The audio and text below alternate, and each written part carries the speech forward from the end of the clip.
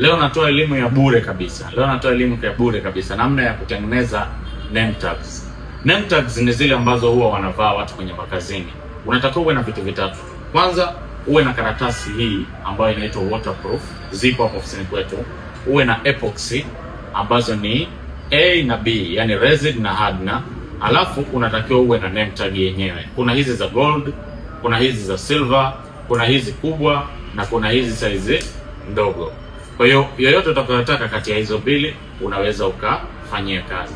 Hizi name tag hutumika katika maeneo tofauti, kuanzia shule, makazini, kwenye makampuni makubwa, makampuni madogo, serikalini, polisi, wengi huvaa hizi name tag.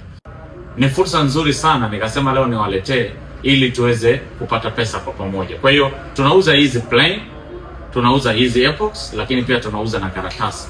Na wale ambao watakuwa wanahitaji kujua namna gani ya kuweza kufanya printing ya name tags, basi wasiliana na sisi. Elimu hii nitagawa bure kabisa pale ambapo utanunua bidhaa hizi kutoka kwetu. Asante sana, karibu Hugo Printing.